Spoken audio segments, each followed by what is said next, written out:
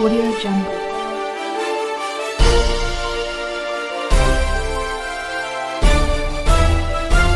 Audio Jungle. साथियों नमस्कार, मैं अरुण कुमार सिंह विकलांग बानी से, और आज हमारे साथ हैं मध्य प्रदेश विकलांग मंच के अध्यक्ष आनंद मालाकार जी। और ये पिछले 14 वर्षों से विकलांगता के क्षेत्र में मध्य प्रदेश में विकलांगों की आवाज़ को उठाने का कार्य कर रहे हैं।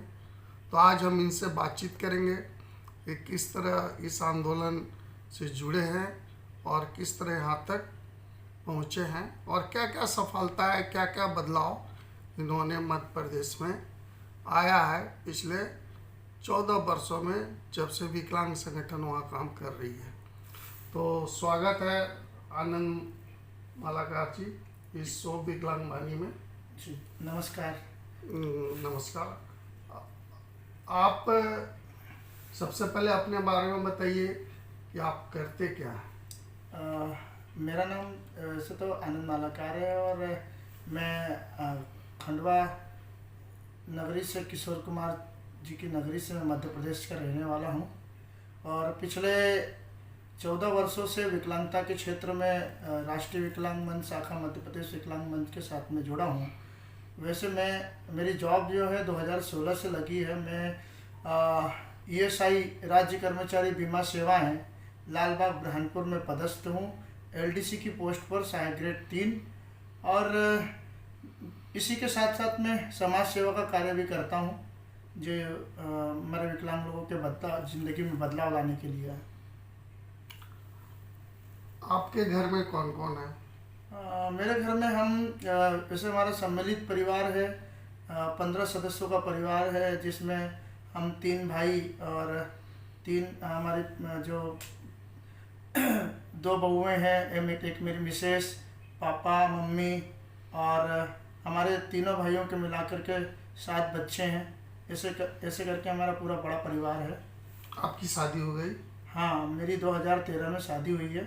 मेरी मिसेस छत्तीसगढ़ से हैं और छत्तीसगढ़ विकलांग मंच से बिलोंग करती थी वो भी। आपके बच्चे? मेरे 2 बच्चे हैं, श्रीरज मालाकार और जयती मालाकार। एक बच्चा 9 साल का है, अभी 26 जनवरी को 9 साल का हो जाएगा।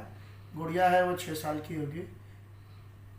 अच्छा, आपसे सवाल ये है कि सबसे पहले आप विकलांगों के आंदोलन से कैसे जुड़े? ये एक बड़ा इत्तेफाक है हम लोग विकलांग मंच के साथ में जुड़ने का। 2006-07 में मध्य प्रदेश विकलांग मंच के तहत में एक रिव्यू मीटिंग हुआ था और हमारे गुरु श्रीमान डॉक्टर जॉन विक्टर सर और राघवेंद्र सर वहाँ पर पहुँचे थे। और वहाँ सभी ज़िलों के अलग अलग डिस्ट्रिक्ट से विकलांग साथी भी पहुँचे थे। मुझे वहाँ पर अरेंजमेंट के लिए रखा गया था कि भाई कोई अकोमोडेशन में कोई तकलीफ़ ना हो, खाने में तकलीफ़ ना हो, इसको लेकर के। लेकिन उस मीटिंग में बैठने का मौका मुझे भी मिला और वहाँ हमारे गुरु डॉक्टर जॉन विक्टर सर ने एक ही बात कही थी कि विकलांगों की ज़िंदगी में बदलाव लाना है तो विकलांगों की भावनाओं को सिर्फ विकलांग व्यक्ति ही समझ सकता है, अन्यथा कोई नहीं। वो जो शब्द थे वो मेरे दिल को लगे और उस दिन से मैं काम करना शुरू किया।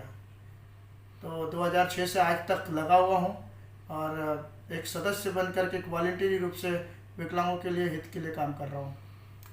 आज मध्य प्रदेश में कितने जिलों में संगठन काम कर रही है? हमारा 16 डिस्ट्रिक्ट और 45 प्रखंडों में हमारा काम है और 10,000 से ज़्यादा विकलांग साथी हम लोगों के साथ में जुड़े हुए हैं, जिसमें हम निचले स्तर तक ग्रामीण क्षेत्र के विकलांगों के साथ में कंधे से कंधा मिला करके जुड़े हुए हैं। अभी तक आपने कितने विकलांग लोगों को संगठन से जोड़ पाए? मैंने बताया आपको, अभी 10,000 से ज़्यादा साथी हमारे साथ में अलग अलग जगह में जुड़े हैं। और जैसे कि हम लोग विकलांग मंच के तहत में क्योंकि संगठन विकलांगों के लिए विकलांगों के द्वारा संचालित संगठन है और हमारा मेन उद्देश्य विकलांगता का प्रशिक्षण और उनको एडवोकेसी से जोड़ना। उसके तहत में हमने कई ट्रेनिंग प्रोग्राम हम लोगों ने किए हैं पिछले समय में, जो कि 2006-07 के बाद से, जिसमें जिला स्तरीय, राज्य स्तरीय, ब्लॉक स्तरीय, ग्रामीण क्षेत्र तक हम लोग पहुँचे हैं, जिसमें आपको ये बताना मुझे अच्छा लगेगा कि हम लोग ज़्यादा से ज़्यादा 650 से ज़्यादा ब्लॉक स्तर पर और 1000 के करीब में हम लोग ग्रामीण क्षेत्र, डिस्ट्रिक्ट लेवल में हम लोग कम से कम अगर हम मिलाना चाहें तो हम 500 से ज़्यादा लोगों को इसके साथ में जोड़ चुके हैं। और काफ़ी स्टेट लेवल में भी हमने काफ़ी प्रोग्राम किए हैं, तो आप मान के चले कि 5 या 15 मतलब 150 से ज़्यादा हमारे एक्टिविस्ट लोग जो हैं कि जो काम करते हैं वहाँ पर अलग अलग जगहों में वॉलंटियरी रूप से। अच्छा, विकलांग मंच को इतने बड़े प्लेटफॉर्म पे काम करने के लिए आपको संसाधन कहाँ से मिलती है? देखो, संसाधन ऐसा है कि शुरुआत में हम लोगों को ज़रूर एक्शनेट के माध्यम से कुछ रिसोर्सेज, जैसे कि कहीं जाना आना हो या ट्रेनिंग करना हो, तो उसका रिसोर्सेज हमें 2011 तक, 2013-14 तक भी, 2013-14 में रीजनल के द्वारा, लेकिन 2011 में केंद्रित तक हमें मिला। लेकिन 2013-14 के बाद से आज दिनांक तक हम लोग वॉलंटियरी रूप से काम कर रहे हैं। हमारे पास में कोई फंडिंग नहीं है। हमारे अगर कोई कार्यक्रम करना होता तो हम विकलांग साथी मिलकर के कुछ करते हैं या फिर समाज सेवियों से कुछ जुटा करके करते हैं। लेकिन अच्छा है ये है कि हमारे अलग अलग जिलों में वॉलंटियर जो एक्टिव हैं, सक्रिय, वो अपनी जिम्मेदारी के साथ में अपने ज़िले में, चाहे वो ब्लॉक लेवल में हो या डिस्ट्रिक्ट लेवल में हो या ग्राम पंचायत लेवल में कहीं जाना हो, आवेदन देना हो या ज्ञापन देना हो या राज्य स्तर पर आना हो, तो वो अपने पैसों से खुद आते हैं। ये भी नहीं कहते कि मुझे कुछ चाहिए या अकोमोडेशन चाहिए या मुझे किराया चाहिए, लेकिन वो सब लोग करते हैं और अपने अपने ज़िलों में अच्छे तरीके से कर रहे हैं वो लोग काम। अच्छा, आपने कहा कि 2006 से मैंने इसमें जुड़ा, तो 2006 से और अभी तक आपने क्या बदलाव देखा? 2006 और आज के समय में काफ़ी बदलाव है। 2006 में जब हम जुड़े हुए थे तो मेरे साथ में खुद ऐसी घटना घटती थी कि अगर मैं स्कूल में भी था तो अगर कोई मुझे चाटा मार दे या कुछ हो जाए तो मैं टीचर तक भी अपनी बात नहीं पहुंचा पाता था। लेकिन 2009-10 में मैंने जो संगठन के द्वारा NLTC और TOT ट्रेनिंग प्रोग्राम हम लोगों ने की है, उसके बाद से काफ़ी बदलाव हम लोगों के बीच में आया और हम लोग एडवोकेसी ऑफ बेस, हमने कैसे एडवोकेसी करना चाहिए उसको सीखा। धीरे धीरे काफ़ी परिवर्तन, जब मेरे में परिवर्तन आया तो हमने सोचा कि क्यों ना क्यों संगठन को बढ़ाया जाए और हमने निचले स्तर पर कॉलेज में और ग्रामीण क्षेत्र में जाने के लिए लोगों के साथ प्रयास किया। उस समय हम 1995 के एक्ट को भी नहीं जानते थे, क्योंकि कानून उस समय 1995 का एक्ट था, निःशक्त व्यक्ति समान अवसर अधिकार संरक्षण पूर्ण भागीदारी अधिनियम, और उस कानून के तहत 7 विकलांगताएं होती है, 40% मेडिकल सर्टिफिकेट बनता है। ये सब चीज़ें हमको संगठन के बाद पता चली, योजनाएं क्या होती है उसके बाद में काफ़ी लोगों में हम इस तरीके का परिवर्तन ला सके जो खुद जाकर के अपना वॉलंटियरी रूप से अपने ग्रामीण क्षेत्र में, ब्लॉक स्तर में काम करके दिखाने लगे। और उसका अथक प्रयास ये हुआ कि आज हम हमारा जो जिला स्तर पर तो हम 5 से ज़्यादा जिलों में जिला सलाहकार समितियों में शामिल हैं और हम लोगों ने 2011 की जनगणना में जो हमारा योगदान दिया था 3 जिलों में, हमने उसमें काफ़ी ट्रेनिंग प्रोग्राम किए थे उसके तहत में। तो उसके तहत में काफ़ी जनगणना में हम विकलांग लोगों को जोड़ पाए और हम लोग विवाह सम्मेलन भी मतलब कराते हैं, जिसमें अभी तक 10 विवाह सम्मेलन हम 64 जोड़ों का विवाह संपन्न करा पाए हैं। 2 परिचय सम्मेलन हुए हैं उसके अंदर में, और इसके साथ में वो लोग जिन्होंने विवाह किया उनकी ज़िंदगी अपने आप में बदली भी है। इस तरीके के राज्य स्तर पर हमने 50% जो बसों में छूट मिली उसके लिए काफ़ी पहल की। महासभाएं हमने 4 से ज़्यादा महासभाएं की, जिसमें कई विकलांग लोगों को भोपाल में बुला करके कार्यक्रम किए और ऐसे कई बदलाव डिस्ट्रिक्ट्स में बदलाव लाने की कोशिश की, जिसमें रैंप, अलग अलग जगह में रैंप निर्माण कराना और इस तरह के कई कार्य हम लोगों के द्वारा समय समय पर पैरवी की जाती है। सबसे अच्छा अचीवमेंट अभी आपको ये भी जानकर खुशी होगी कि आरपीडी एक्ट 2016 जो बना है उसके तहत में सबसे पहला काम अपने खंडवा डिस्ट्रिक्ट में एमपी में हुआ कि हम लोग दो केसेस सिविल कोर्ट में लगाने के बाद में एक ज़मीन विवाद का मामला हो, छेड़खानी का मामला, गाली गलौज का मामला हुआ, ऐसे 2 केस हम वहाँ पर जीते हैं। भले ही कम सजाएं हुई लेकिन वहाँ से जीते हैं। हमने कोरोना काल में 750 से ज़्यादा लोगों को और पूरे मध्य प्रदेश में कम से कम हम 2-2,500 लोगों को, विकलांग लोगों को घर घर तक अनाज पहुंचाने में प्रयासरत हुए हैं। दवाई गोलियां हम लोगों ने लोगों तक में पहुंचाई है। ऐसे कुछ अदर राज्य के लोग थे, उनको इंजेक्शन, हेमोफीलिया पैलेसीमिया के लोगों को इंजेक्शन, ब्लड दिलवाना, ऐसे कई कार्य कोरोना काल में भी हम लोगों ने एक एक्टिविस्ट के रूप में जाकर के, कोरोना वॉरियर के रूप में जाकर के हमने घर घर किए हैं। तो ऐसे कई काम हमारे द्वारा आज भी हम लोग किए जा रहे हैं। सरकार को जिस तरीके से झुकाना हो, रैली निकालना हो, और अभी हम लोग 13 मई को मुख्यमंत्री जी से मिले थे 2023 में, जिसका बड़ा अचीवमेंट है कि 21 पेज का PDF मुख्यमंत्री ने जारी किया।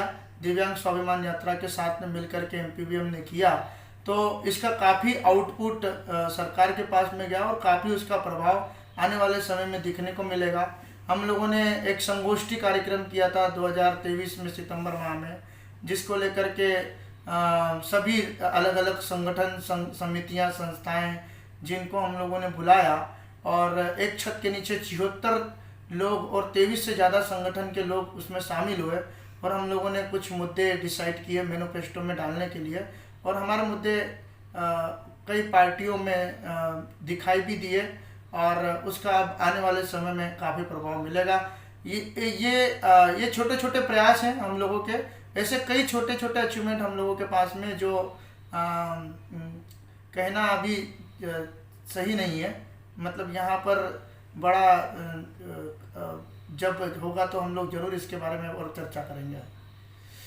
आपने बहुत सारे काम को गिनाया, इतने करीब 16 वर्षों में आप लोगों ने मिलकर किया।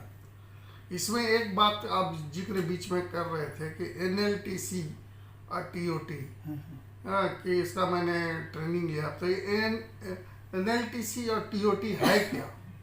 NLTC national leadership training programme है। ये क्या होता है कि जैसे हम राष्ट्रीय विकलांग मंच के तहत में 10 राज्यों में हम लोग काम कर रहे हैं, तो अलग अलग राज्यों से बुला करके 6 दिन का एक छोटा प्रशिक्षण होता है, जिसमें अलग अलग मुद्दों पर हम लोग बात करते हैं, चाहे वो विकलांगता के बारे में हो, चाहे वो गरीबी विकलांगता के बारे में हो, या पैरवी कैसे की जा सकती है, संगठन क्या है, लीडरशिप क्या होती है, मानव अधिकार क्या है, ऐसे कई मुद्दों पर विशेष RTI सूचना का अधिकार, दिव्यांग अधिकार अधिनियम 2016, जब पिछले समय में हम जब 1995 का एक्ट था तो उसके बारे में, ऐसे कई कानून, इसके बारे में विस्तृत रूप से 6 दिनों के अंदर हमें सिखाया जाता है, समझाया जाता है। और एक लीडर बनने का जो गुण होना चाहिए लोगों के अंदर में, विकलांग व्यक्ति के अंदर में, जो कि अपने ग्रास रूट में, ब्लॉक स्तर पर, डिस्ट्रिक्ट लेवल में, स्टेट लेवल में वो अच्छे से काम कर सके, उसका पूरा एक ट्रेनिंग शेड्यूल होता है। उसके तहत में हम लोगों को एक एक्टिविस्ट, एक खून गर्म किया जाता है, जिससे कि एक क्रांतिकारी आंदोलन में किस तरीके से सिपाहिया बॉर्डर पर किस तरीके से सैनिक लड़ाई करता है, उस तरीके से एक फौलाद बना करके यहाँ पर अपने ग्रामीण क्षेत्र में या ब्लॉक स्तर पर भेजा जाता है कि वो वॉलंटियर रूप से किस तरीके से संगठन के लिए काम कर सके। रही बात TOT एक ट्रेनिंग ऑफ ट्रेनर होता है, जो कि प्रशिक्षकों का प्रशिक्षण, जिसमें हम लोगों ने जो NLTC में ट्रेनिंग प्रोग्राम किसी के माध्यम से लिया गया होता है, लेकिन ये TOT में हमें लीडर बना करके प्रशिक्षक बनाया जाता है। मतलब कि आप जहाँ से सीखो, और ये भी और सीखने के बाद में आप अपने अपने ग्रामीण क्षेत्र में या ब्लॉक स्तर में या जिला स्तर में आप छोटे छोटे स्तर पर लोगों को एक्टिव करने का काम करें, और इस प्रशिक्षण के माध्यम से उनको जागरूक करें कि उनके अंदर भी ग्रामीण क्षेत्र में, ब्लॉक स्तर में, जिला स्तर में एक लीडरशिप पैदा हो और वो वॉलंटियर रूप से एडवोकेसी करने के लिए आगे आए। तो वहाँ पर हमें मास्टर ट्रेनर बनाया जाता है। तो टीओटी का मतलब ये हुआ कि हमें एक प्रशिक्षक बना करके वहाँ से भेजा जाता है। ठीक है, चलिए अगला सवाल ये है कि क्या विकलांग व्यक्ति को राजनीतिक आरक्षण मिलनी चाहिए? जी बिल्कुल मिलना चाहिए राजनीतिक आरक्षण। ये हमारे लिए बहुत ही अच्छा विषय है, क्योंकि समाज की नकारात्मक सोच ही हमारी समस्याओं का बुनियादी कारण है। क्योंकि आज हम जहाँ पर बैठे हुए हैं, अगर देखा जाए तो हमें कहीं पर बस साइकिल, व्हीलचेयर, बैसाखी यहीं पर छोड़ दिया जाता है। और हमारे मुद्दे की बात अगर हम कहीं जब विधानसभा में या ग्रामीण क्षेत्र में, ग्राम पंचायत में या राज्यसभा में, जहाँ पर भी, जिस स्टेट पर अगर हम लोग सांसद में कहीं पर भी पहुँचाने की अगर बात होती है, तो वहाँ पर हमारे मुद्दों को सही तरीके से प्राथमिकता नहीं दी जाती है। बस बोल दिया जाता है कि हाँ, आप अगर कुछ मुद्दा लेके गए तो हाँ हाँ बिल्कुल हम देखते हैं, बिल्कुल आप इसमें विषय। लेकिन अगर हमारा व्यक्ति अगर होगा तो वो चाहे वो ब्लॉक लेवल हो, चाहे डिस्ट्रिक्ट लेवल हो, विधायक हो या सांसद हो, जो भी क्षेत्र का व्यक्ति होगा, अगर वहाँ हमारा विकलांग व्यक्ति बैठा हुआ होगा तो वो व्यक्ति हमारी मुद्दों की बात रखेगा। मैंने जब पिछले बार आपको कहा कि हमारे सर ने कहा था कि विकलांग व्यक्ति की भावनाओं को विकलांग व्यक्ति ही समझ सकता है, तो वो हमारा विकलांग व्यक्ति हमें समझेगा और हमारी बात को रखेगा। तो जरूर आरक्षण मिलना चाहिए और इसका मैं समर्थन करता हूँ। अच्छा, विकलांग व्यक्तियों की शिक्षा की स्थिति क्या है? विकलांग व्यक्ति की शिक्षा की स्थिति में काफ़ी अभी आने वाले समय में बदलाव भी आ रहा है। लेकिन पिछले समय में जब 2006, 7, 8 में जब हम काम करते थे तो काफ़ी स्थिति थी गंभीर। ये थी कि बच्चों को अगर पढ़ाई कर रहे हैं तो जो ग्रामीण क्षेत्र में जो लोग मजदूरी वर्ग करते हैं, तो अगर वो 5वीं तक पढ़ाई कर रहा है बच्चा तो 5वीं तक तो पढ़ लिया, लेकिन 5वीं के बाद उसको आउट ऑफ उससे पंचायत से बाहर जाना पड़ता था। तो उसके कारण काफ़ी शिक्षा का स्तर घटा हुआ था। और बहुत सारे गाँव में ये नहीं मालूम था कि स्पेशल स्कूल भी होते हैं, चाहे दृष्टिबाधित का हो चाहे मूकबधिर का, वो भी मतलब लोग पहुंचा नहीं पाते थे। काफ़ी लोग उसमें भी पढ़े लिखे नहीं हुए। लेकिन ये है कि सर्व शिक्षा अभियान, जो RT, राइट टू एजुकेशन कानून, ये सब आया तो इसके कारण थोड़ा थोड़ा बदलाव होना शुरू हुआ है। लेकिन जितना बदलाव होना चाहिए, जैसे अगर विकलांग लड़की है तो विकलांग लड़की के साथ में डिफरेंस प्रॉब्लम है। वो अगर 5वीं तक 6वीं तक पढ़ लिया, अब उसको बाहर जाना है तो अगर वो डिसेबल है, अगर मजदूर है तो वो पढ़ नहीं पाएगी। बहुत सारी लड़कियां आज भी उस कंडीशन में कि वो पढ़ नहीं पा रही हैं। तो इसकी स्थिति को हमें सुधारने की आवश्यकता है। भले कानून कुछ भी बोलता हो कि 6 से 18 वर्ष तक के बच्चों की निःशुल्क शिक्षा है, लेकिन निःशुल्क शिक्षा जब होगी जब विकलांग व्यक्ति वहाँ पर पहुँचेगा, है ना। रैंप बनना ठीक है कि रैंप बन गया, लेकिन टॉयलेट सही होना चाहिए, वहाँ का वातावरण सही होना चाहिए। ये सब चीज़ें अभी भी मिसअंडरस्टैंडिंग में है। सरकार जरूर बोलती है कि हम किताबें पहुँचा रहे हैं, ये सब कर रहे हैं, लेकिन दिव्यांग अधिकार अधिनियम 2016 के तहत में होना जो चीज़ें कही गई हैं उसका भी इम्प्लीमेंटेशन नहीं है। अच्छा, एक चीज़ और जानना चाहेंगे कि मध्य प्रदेश सरकार के द्वारा विकलांगों को कितना पेंशन दिया जाता है? 600 रुपये। और क्या ये पेंशन वाजिब है विकलांगों का हक में? देखिए, ऐसा है कि विकलांग व्यक्तियों को 600 रुपये पेंशन मिलती है, बहुविकलांग को भी पेंशन इतना ही दिया जाता है। इसमें थोड़ा बढ़कर है वे बहुविकलांग को, जिसमें अलग अलग मेंटली रिटार्डेशन, मेंटली इलनेस और बहुविकलांग जैसे जो लोग हैं वो उनको अलग से पेंशन हो, और बाकी सबको पेंशन। मैं मानता हूँ जो हमारे ग्रास रूट में बहुत सारे लोग हैं जो ग्रामीण क्षेत्र में बैठे हुए हैं, जो काम नहीं कर पा रहे हैं, तो उनको ज़रूर पेंशन मिलना चाहिए। लेकिन जो 600 रुपये जो पेंशन है उससे काम नहीं होगा, क्योंकि 600 रुपये के अगर आज के समय में महंगाई के दौर में देखा जाए तो एक चाय के बराबर देखी जा सकती है 1 महीने की। तो पेंशन मेरे हिसाब से तो अभी जायज़ है, लेकिन बढ़कर मिलना चाहिए। जैसे कि हम लोगों ने एमपी में 5,000 रुपये पेंशन की मांग की थी, लेकिन सरकार ने अभी अपने मैनिफेस्टो में, जो सरकार बनी है, उन्होंने 1,500 रुपये लेकर के कहा है कि हम 1,500 रुपये देंगे। लेकिन ये कब होगा अभी सवाल है। हाई कोर्ट ने भी ज़रूर इसके ऊपर बात किया है कि 1,500 रुपये देना चाहिए, लेकिन अब ये कब होगा पता नहीं। लेकिन लाडली बहना योजना में 1,250 दे रहा है, लेकिन हाई कोर्ट ये बोल रहा है कि सिर्फ ज़्यादा 25% दिया जाए। तो अब देखते हैं कब तक होता है। और पेंशन आने से बहुत सारे जो किसान लोग हैं या मजदूर वर्ग के लोग हैं, उनको कहीं ना कहीं राशन पानी और इसमें दिक्कत नहीं होती है उनके मिलने से। अच्छा, विकलांगों के रोजगार से संबंधित क्या विकास हुआ है मध्य प्रदेश में?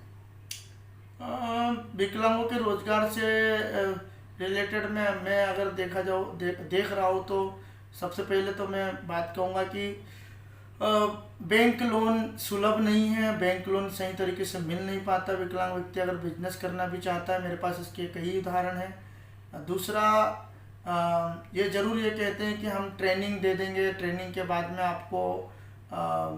आपको रोज़गार करने के लिए सुलभ हो जाएगा, लेकिन वो भी ट्रेनिंग ज़रूर कहीं होती है कहीं नहीं होती है, बराबर उसको सही तरीके से होना चाहिए, वो नहीं है। तीसरा, रोज़गार जो गवर्नमेंट जॉब जो है रोज़गार को लेकर के, गवर्नमेंट जॉब जरूर 6% आरक्षण है विकलांगता का तो मिल भी रहा है, लेकिन उसमें एक चीज़ ये है कि बहुत सारे लोग अभी देखा, संविधा वर्ग 1, वर्ग 2, वर्ग 3 टीचरशिप की जॉब थी, पटवारी की जॉब थी, इसमें काफ़ी विसंगतियां देखी गई। जो कुछ गैर विकलांग लोगों ने गलत तरीके से सर्टिफिकेट बना करके विकलांग व्यक्तियों के हक को छीना है, वो हमारे लिए बहुत ही गलत हुआ और इसको हम लोगों ने काफ़ी उठाया भी था और वो अभी चल रहा है कि उस मुद्दे पर वो बात होना चाहिए। इसमें 2003-2023 में हाई कोर्ट ने भी आदेश जारी किया है कि ऐसे लोग जो सर्विस में लगे हैं गवर्नमेंट जॉब में, उनको कहीं ना कहीं उनके मेडिकल सर्टिफिकेशन की जांच की जाए। और ऐसे जो फर्जी लोग पाए गए, काफ़ी लोग ज़्यादातर मूक बधिर के स्थिति में पाए गए हैं। तो अभी रोजगार से रिलेटेड में यही है। बैकलॉग पद के लिए अभी सरकार ने दिसंबर 2023 तक का ऑर्डर रखा था कि सीधी भर्ती अभियान में बैकलॉग पद की जांच करके डाली जाए। अभी उन्होंने बढ़ा करके 2024 दिसंबर कर दिया है। तो अब बैकलॉग पद देखते हैं खुलते हैं या नहीं खुलते हैं। यही रोजगार की स्थिति है फिलहाल की स्थिति में यहाँ पर। आनंद जी, आपसे बहुत सारी बातें चर्चा हुई। इसमें आपने बताया कि रोजगार में जो है फर्जी तरीके से नियुक्तियां हो रही है, पेंशन की जो राशि है वो बहुत कम है। तो इन सब मुद्दों पर मध्य प्रदेश विकलांग मंच क्या स्टैंड लेती है, क्या गतिविधि आगे करती है इसको सुधार कराने के लिए? देखिए, मध्य प्रदेश विकलांग मंच अथक प्रयासों से इस तरीके का कार्य कर रहा है। और मैं आपको बता दूं कि आने वाले समय में हम लोगों ने जो 16 सूत्री मांगे सरकार के सामने रखी थी, उसका आउटकम अच्छा था कि सरकार ने हम लोगों को बुला करके हम लोगों के साथ बैठक की बात की थी मुख्यमंत्री महोदय ने। उसके बाद उन्होंने महापंचायत करने के लिए कहा था, लेकिन आचार संहिता लगने के बाद महापंचायत नहीं हुई। लेकिन हमारे उसके पहले जुलाई माह में 21 पेज की एक PDF जारी हुई थी, जिसमें कई मुद्दों पर मुख्य सचिव एवं अपर सचिव, अलग अलग डिफरेंट डिपार्टमेंट के लोग जो हमारे मुद्दों से रिलेटेड थे वो सब बैठे थे। उसके बाद कई मुद्दों पर चर्चा होने के बाद सहमति बनी और 21 पेज की PDF जारी हुई, जिसमें कई मुद्दों को लेकर के उन्होंने अच्छी विचारधाराएं और अच्छी सहमति हुई है, जो अगर आ जाती है उनके ऊपर अगर सील लग जाती है तो ज़रूर मध्य प्रदेश के विकलांग व्यक्तियों को काफ़ी उससे फ़ायदा होगा। और हम उसी में लगे हुए हैं कि हमें कहीं ना कहीं मुख्यमंत्री महोदय से टाइम मिल जाए और हम उन चीज़ों को याद करा दें, जिससे कि वो आदेश जारी हो जाए जो रुका हुआ है, तो जिससे अभी आगामी समय से विकलांग व्यक्तियों को फायदा हो जाएगा। और ऐसे कई कार्य हम लोग करते आ रहे हैं। जैसे अभी अवेयरनेस में 50% छूट, जरूर बसों में छूट मिली है, तो 5 सीटों का आरक्षण है, लेकिन अवेयरनेस नहीं है, लोगों को किराया नहीं मिलता। तो कई जगह पर हम लोग बसेस को आरटीओ को बुला करके, आरटीओ को बता करके या सर्वे करके इस तरीके के कार्य हम वहाँ पर अवेयरनेस लाने की कोशिश कर रहे हैं। जहाँ तक ये है कि हमारा सीधा अलग अलग जिला सलाहकार समितियों में शामिल होने का मकसद भी यही है कि हम लोग जिला में जिस तरह लोगों का समस्या है उसको कैसे हल करें, वहाँ पर भी इस पर भी हम लोग काम कर रहे हैं। तो कहीं ना कहीं संगठन को बढ़ाने और विकलांग व्यक्ति के विकास के लिए कई हमारे प्रयास, हमारे साथी अलग अलग जिलों में, अलग अलग ब्लॉकों में अपने तन मन धन और समय के साथ वॉलंटियरी रूप से काम कर रहे हैं, जो अपने जिले में परिवर्तन, जैसा परिवर्तन ला सकते हैं उसके हिसाब से। बहुत बहुत धन्यवाद आनंद जी, आपने समय दिया इस बातचीत के लिए। साथियों, आनंद मालाकार जी ने काफ़ी प्रमुख मुद्दों को रखा, मध्य प्रदेश से संबंधित, और ये सरकार के साथ बातचीत कर रहे हैं, जिसमें रोजगार और पेंशन के मुद्दे हैं, और भी 16 सूत्रीय मांग इन्होंने जैसे सबमिट किया है, उस पर सरकार से इनकी 2 बार बातचीत हो चुकी है, और यह फिर से प्रयास करने जा रहे हैं कि मुख्यमंत्री से मिलकर इस पर हम बातचीत करें और इसके अंतिम स्वरूप दे सके, जिससे और भी विकलांग व्यक्तियों को फ़ायदा हो सके। तो फिर अगली कड़ी में हम नए साथी के साथ किसी भी दूसरे राज्य के संगठन के साथी के साथ बातचीत करेंगे, और आप सभी को इसी तरह से नए नए जो विकलांगता के क्षेत्र में संघर्षरत साथी हैं उनसे मुलाकात कर उनके अनुभव साझा करेंगे। तो आप सभी हमारे प्यारे दर्शकों से निवेदन है कि हमारे चैनल विकलांग वाणी को लाइक करें, शेयर करें और सब्सक्राइब करें। आपका प्यार हमारे साथ बना रहे। धन्यवाद। फिर से अरुण कुमार सिंह का जोहार। बहुत बहुत धन्यवाद, आपने हमें बुलाया।